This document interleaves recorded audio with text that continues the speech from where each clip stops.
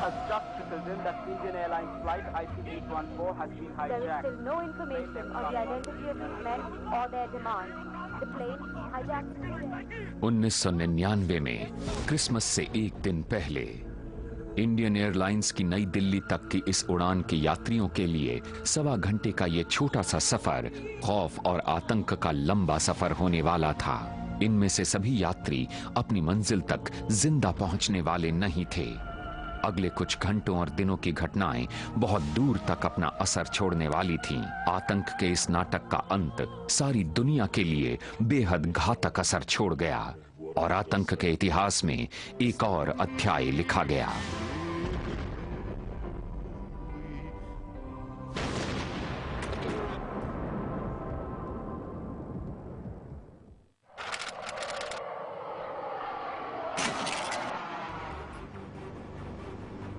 नेपाल में काठमांडू के त्रिभुवन अंतर्राष्ट्रीय हवाई अड्डे पर इंडियन एयरलाइंस की उड़ान IC814 रवानगी की तैयारी में थी।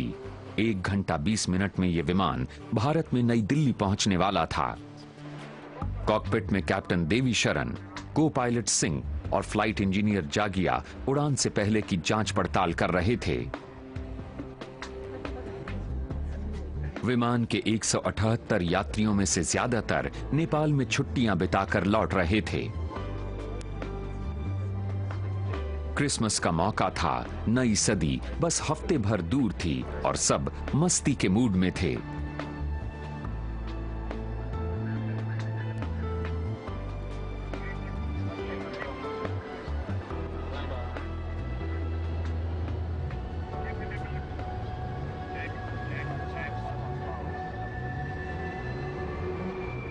शाम 4 बजे के बाद जब IC814 उड़ान काठमांडू से रवाना हुई तो किसी ने सोचा भी नहीं था कि इसके साथ कोई अनहोनी होने वाली है।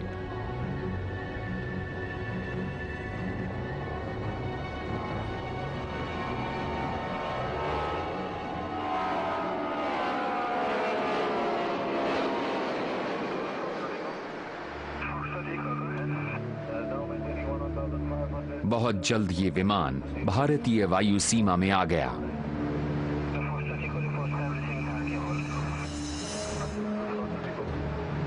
कैबिन में फ्लाइट अटेंडेंट्स ने ड्रिंक सर्विस शुरू कर दी। इतनी छोटी उड़ान में यह काम फुर्ती से निपटाना जरूरी होता है।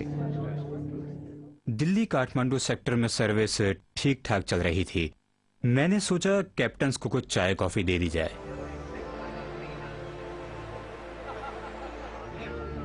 Chief steward Anil Sharma pilots को चाय देने के लिए कॉकपिट में पहुंचे, लेकिन जब वो बाहर निकले तो IC814 में सवार सभी लोगों की जिंदगी हमेशा के लिए बदल चुकी थी। मैंने जैसे ही गैली की तरफ मुंह किया तो मास्क पहने हुए एक आदमी दिखाई दिया। वो नाटेकत का था और उसने चश्मा पहना था।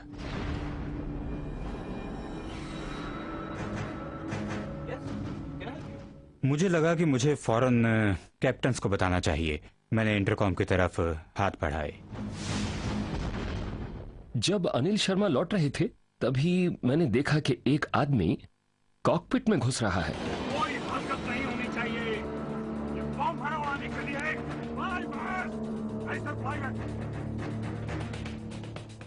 पल भर के लिए मैं सहम गया। मैं समझ गया था कि प्लेन हाईजैक हो गया है। उसने कहा कि कोई हरकत नहीं होनी चाहिए, प्लेन को बस पश्चिम की तरफ ले चलो। लेकिन वो अकेला नहीं था। हथियारों से पूरी तरह लैस 4 और अपहरणकर्ता थे जिन्होंने बड़ी बेरहमी से विमान पर कब्जा कर लिया। आवाज आ रही थी कि खाना जल्दी नीचे फेंको, सीटों के नीचे फेंको, जल्दी नीचे फेंक दो। वो बड़ी जोर से चिल्ला रहे थे, इसलिए हमने जल्दबाजी में हड़बड़ी में खाना फेंकना शुरू कर दिया। फिर हमसे सीटें बदलने को कहा गया। बच्चे मुझसे दूर हो गए। अब वो पीछे बैठे थे, हमारे बीच कोई संपर्क नहीं रहा। मैंने सोचा चलो देखते हैं कि वो क्या करते हैं। मैं कोई हरकत नहीं कर सकता था क्योंकि अकेले कुछ नहीं किया जा सकता था।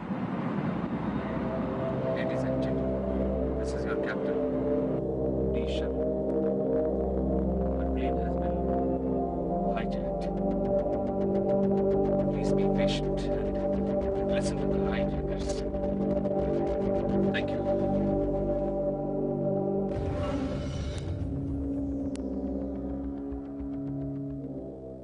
मुझे सबसे ज्यादा फिक्र अपनी बेटी की थी।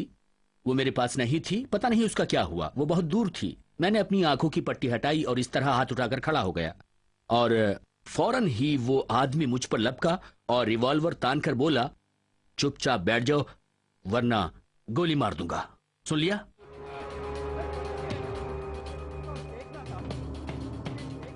तब उसे मेरी आवाज में कुछ गुस्सा, कुछ फिक्र, कुछ खौफ, ये सब महसूस हुआ।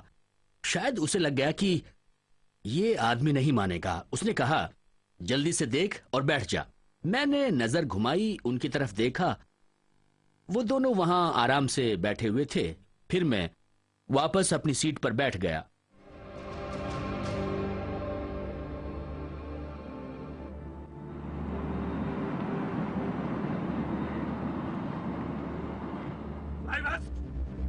कॉकपिट में कैप्टन शरण किसी तरह अपहरणकर्ताओं को समझाने की कोशिश कर रहे थे कि विमान को उनकी मर्जी के मुताबिक पाकिस्तान में लाहौर ले जाने लायक ईंधन नहीं है।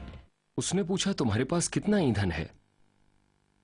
मैंने कहा कि दिल्ली तक का ईंधन है। उसने पूछा कि अगर दिल्ली न उतर पाए तो और कहां जा सकते हैं? उसे मालूम था कि हम बंबई या अहमदाबाद जा सकते हैं। मैंने कहा अहमदाबाद। फिर उसने कहा कि अगर अहमदाबाद या बंबई जा सकते हैं तो लाहौर क्यों नहीं जा सकते? दिल्ली से बंबई के मुकाबले लाहौर ज्यादा करीब है। भारतीय उपमहाद्वीप में रात हो गई थी। IC-814 अपनी मंजिल से अनजान अब भी पश्चिम की तरफ जा रहा था। विमान में सवार 189 यात्रियों और कर्मचारियों को कुछ खतरनाक हथियारबंद लोगों ने बंधक बना रखा था। कॉकपिट में कैप्टन शरण खतरनाक खेल खेल रहे थे। अपहरणकर्ताओं की नजर बचाकर उन्होंने एक इमरजेंसी ट्रांसपॉन्डर दबाया, जिससे भारतीय एयर ट्रैफिक कंट्रोलर समझ गए कि IC-814 का अपहरण हो गया है।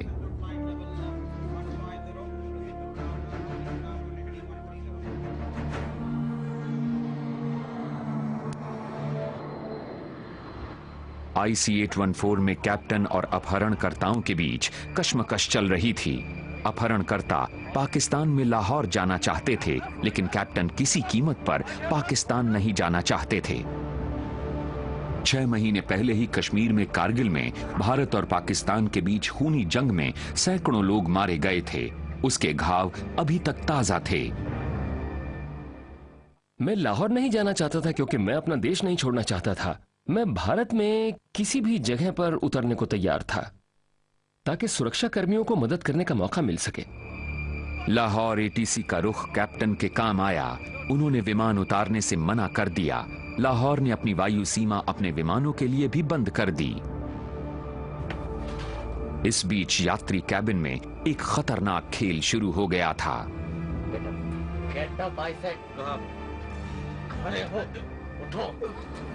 8 पुरुष यात्रियों को वहां से उठाकर एग्जीक्यूटिव कैबिन में ले जाया गया। उनमें 27 साल के रिपन कत्याल भी थे, जो अपनी पत्नी रचना के साथ हनीमून से लौट रहे थे। जैसे ही मेरे को बर्गर अंदर ले गया तो मैंने देखा कि वहां पर 3 लोग पहले से ही थे और उसने मेरे दोनों हाथ पीछे खींचकर नायलॉन की रस्सी से बांध दिए।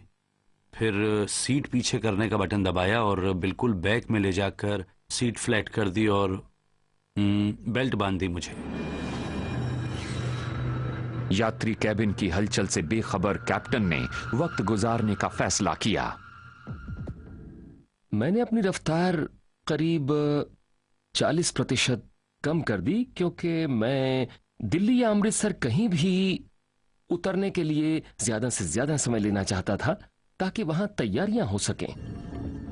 लेकिन IC-814 में ईंधन तेजी से खत्म हो रहा था। कैप्टन के सामने ज्यादा विकल्प नहीं थे, लेकिन अपहरणकर्ता अड़े हुए थे। वो विमान को भारत में उतारने को तैयार नहीं थे। फिर यह गतिरोध कैसे टूटा? आखिर कौन झुका?